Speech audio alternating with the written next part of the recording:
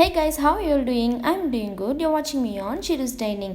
இன்னைக்கான ரெசிபி என்னன்னு பார்த்தீங்கன்னா நம்ம ஸ்ட்ரீட்ஸ்லலாம் வாங்கி சாப்பிட்ற மாதிரி டேஸ்டியான சிக்கன் 65 வீட்டிலே எப்படி செய்கிறாங்கிறது தான் காமிக்க போகிறேன். நம்ம ரோட் சைட்லலாம் வாங்கி சாப்பிடும்போது யோசிப்போம் இவங்க மட்டும் இப்படி மசாலாலாம் பிரிஞ்சு வராமல் நல்லா கிறிஸ்பியாக டேஸ்டியாக சிக்கன் 65 செய்கிறாங்கன்னு சொல்லிட்டு இப்போ நான் சொல்கிற மாதிரி செஞ்சிங்கன்னா நம்ம வீட்லேயே அதை விட டேஸ்டி அண்ட் ஹைஜீனிக்காக செஞ்சு சாப்பிடலாம். அதுக்கு ஃபஸ்ட்டு நான் போன்லெஸ் சிக்கன் பிரெஸ்ட் பீஸை சின்னதாக கட் பண்ணி எடுத்துக்கிறேன். இப்போ மேரினேட் பண்ணுறதுக்கு 1 டேபிள் ஸ்பூன் காஷ்மீரி மிளகாய் தூள், 1/4 டீஸ்பூன் மஞ்சள் தூள், 1 table spoon garam masala, 2 table spoon cornflour மாவு, கொஞ்சமாக ஃபுட் கலரிங், 2 டேபிள் ஸ்பூன் இஞ்சி பூண்டு விழுது, 2 டேபிள் ஸ்பூன் தயிர், 1 டேபிள் ஸ்பூன் லெமன் ஜூஸ் சேர்த்துக்கோங்க. இப்போ தேவையான அளவுக்கு உப்பு சேர்த்து 1/2 டீஸ்பூன் அளவுக்கு மிளகு தூள் சேர்த்து இதை நல்லா மேரினேட் பண்ணிக்கோங்க. மேரினேஷன் பண்ணுறதுல தான் டேஸ்ட்டே இருக்குது. மேரினேட் பண்ணுறதுக்கு முன்னாடி சிக்கனை நல்லா ட்ரை பண்ணிக்கோங்க. கொஞ்சம் கூட தண்ணி இல்லாமல், கொஞ்சோண்டு தண்ணி இருந்தால் கூட மசாலா சிக்கனை நல்லா ஒட்டாமல் எண்ணெயில் போட்டு பொரிக்கும் போது உடனே பிரிஞ்சு வந்துடும். மசாலா தனியாக சிக்கன் தனியாக வந்துடும். அப்புறம் ஸோ எந்த அளவுக்கு தண்ணி இல்லாமல் பார்த்துக்கிறீங்களோ அந்த அளவுக்கு உங்கள் சிக்கன் 65 நல்லா டேஸ்ட்டாக வரும். இப்போ இது ஒரு ½ hour நான் ரெஃப்ரிஜிரேட் பண்ணி ஊற வச்சுக்கிறேன்.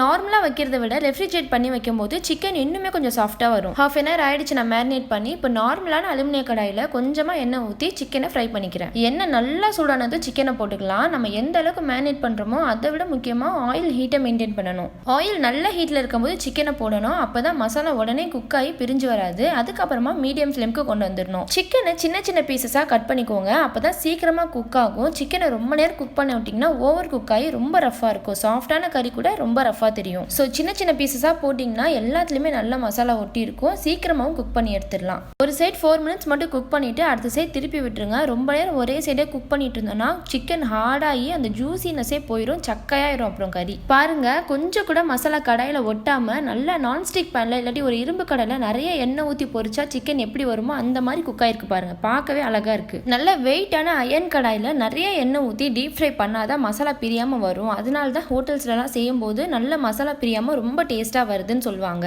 அதனால தான் நான் இன்னைக்கு நார்மலான அலுமினிய கடாயில் கொஞ்சமாக எண்ணெய் ஊற்றி ஃப்ரை பண்ணி காமிச்சிருக்கேன். நம்ம ஹோட்டலில் சாப்பிடும்போது பார்க்குறதுக்கும் டேஸ்ட்டும் எப்படி இருக்குமோ அதே மாதிரி இருக்குது. ஸ்ட்ரீட் சைடில் இருக்கிற ஒரு சிக்கன் 65 கடையை தாண்டி போனால் எந்த அளவுக்கு வாசம் வருமோ அதை விட அதிகமாக வீடு ஃபுல்லாக இப்போ வாசமாக இருக்குது. ஸோ இப்படியே நான் மேரினேட் பண்ணி வச்சுருந்தா எல்லா சிக்கனையுமே ஃப்ரெஷ்ஷாக நல்லா க்ரன்ச்சியாக மொறுன்னு கொஞ்சம் கூட மசாலா பிரியாமல் ஸ்ட்ரீட் சைடில் எப்படி கிடைக்குமோ அதை விட பிரமாதமாக செஞ்சுட்டேன். இதில் நீங்கள் முக்கியமாக பார்க்க வேண்டியது 2 விஷயம் தான். சிக்கனில் கொஞ்சம் கூட தண்ணி இல்லாமல் நல்லா ட்ரைன் பண்ணி எடுத்துக்கோங்க.